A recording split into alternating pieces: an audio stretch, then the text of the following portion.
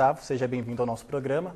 Gustavo, eu gostaria de começar o nosso programa, esse bate-papo, fazendo uma pergunta que eu considero fundamental. O Rio Tietê tem solução? Claro que o Rio Tietê tem solução. Tanto que eu trabalho, faço um dos trabalhos de despoluição, de revitalização desse nosso grande rio. Então, grande vilão nessa história da poluição do Rio Tietê seria a população ou existem outros grandes poluidores?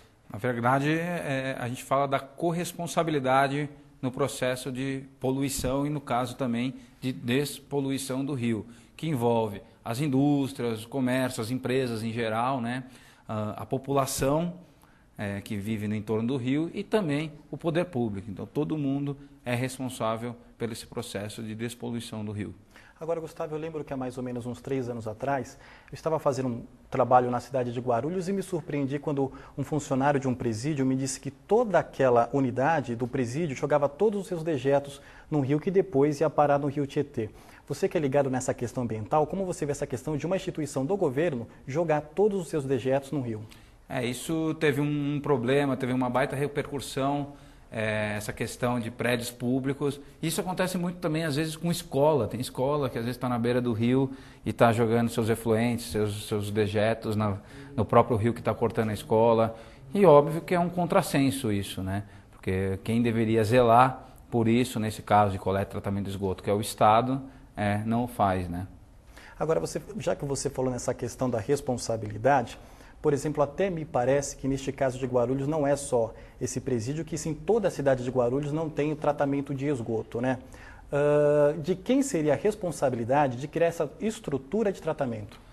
Bom, fala-se muito de Guarulhos devido ao tamanho da cidade, a segunda maior cidade do estado, então traz um dano significativo. Mas se a gente contabilizar que só a cidade de São Paulo, a quantidade de pessoas que não têm acesso ao esgotamento sanitário é muito maior do que a cidade inteira de Guarulhos, a gente vê que não é só Guarulhos um grande problema. E outras cidades também têm esse problema. Mogi, São Caetano, afinal, todas as cidades da região metropolitana têm déficit no tratamento de esgoto.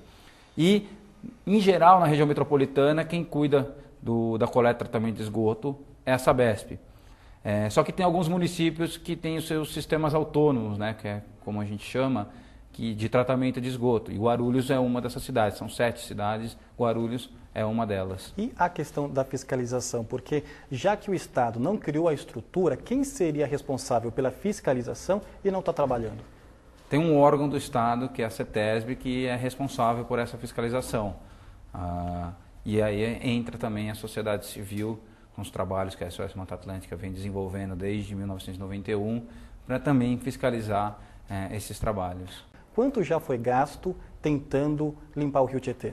Foram investidos cerca de US$ 1,5 bilhão em dias de contas de hoje, mais de 3 bilhões de reais.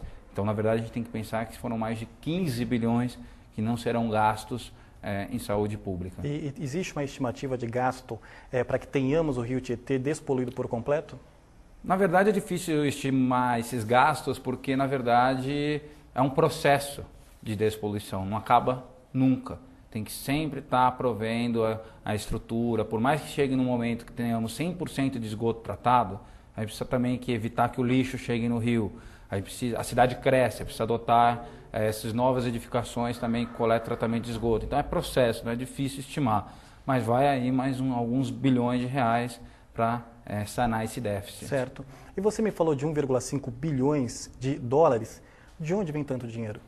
Então, na verdade, boa parte vem dos próprios caixas da Sabesp, isso quer dizer, nosso, que é uma empresa de caráter misto, público com privado, né? E tem financiamentos. Ela consegue tocar essas obras com um volume de recursos dessa montante através de investimentos de bancos, principalmente o principal investidor dessa obra é o Banco Interamericano de Desenvolvimento, o BID, né? Que é um banco de fomento multilateral. Agora, já que você falou dos investimentos em projetos, vamos falar dos projetos propriamente dito. Queria falar de uma forma que às vezes se usa de tentar despoluir um rio, só que é muito discutida. Ou as pessoas defendem, ou quem é contra, é totalmente contra, que é a questão da canalização. A canalização é uma saída para os rios que estão dentro das grandes cidades metropolitanas? Bom, primeiro é legal falar que mais do que despoluir rio, a gente precisa, na verdade, parar de poluir. Se a gente parar de poluir o rio, a gente já faz um enorme favor. Então, antes de despoluir, é não poluir. E eu, particularmente, a entidade na qual eu trabalho, a SOS Mata Atlântica, nós não somos favoráveis à canalização de rio, porque na verdade você altera todo o regime hídrico, toda a forma natural do seu rio, toda a vida aquática é alterada também, porque tem animais que desovam na beira do rio e tal, e estando canalizado não existe beira. E também se transfere o problema de lugar, porque grande parte das obras de canalização é devido a controle de enchente. Enchente é essa que é natural do rio, normalmente o rio enche mesmo, tem as áreas de transbordo de água que se chama várzea do rio, que é justamente para isso. E aí a gente ocupa essas várzeas e depois a gente vem culpar o rio pela enchente que é natural dele.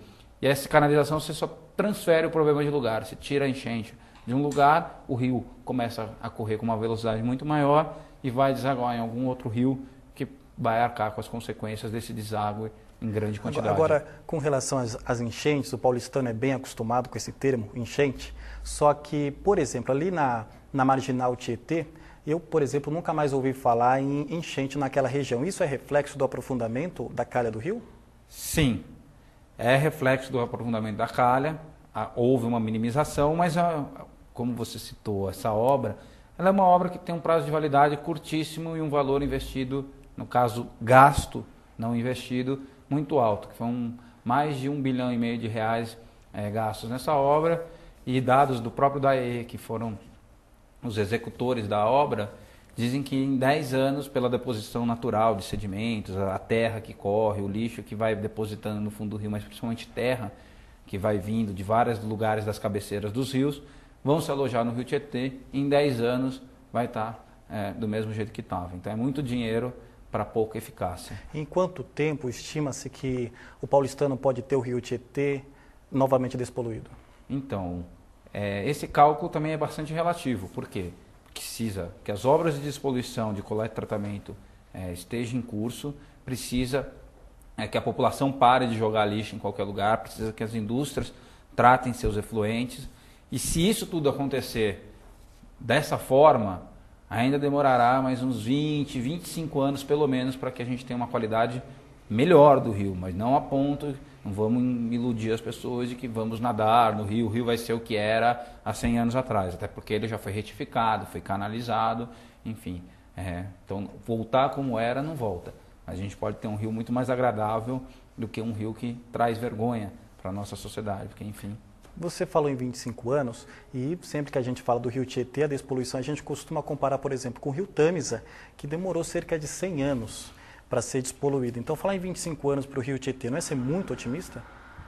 Se a gente considerar que a gente saiu no começo da década de 90 de cerca de 15% do esgoto total sendo tratado, para o final dessa segunda etapa, 16 anos depois, para 60% do esgoto total sendo tratado, a gente pode fazer um cálculo simples que se precisa mais 40, em 15 anos, 16 anos, foram 35% a mais de esgoto tratado, a gente pode ter também isso, esses outros 40% pode naturalmente acontecer nos próximos 20, 25 anos. Você no começo do programa falou da responsabilidade da população.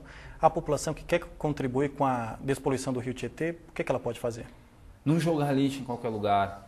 Principalmente na rua. As pessoas às vezes não fazem a relação de que o lixo na rua vai parar no nosso rio, mas por ação do vento, por ação da própria chuva, isso vai cair no bueiro. O bueiro nada mais é do que receptor de água de chuva, e a água de chuva vai cair no rio.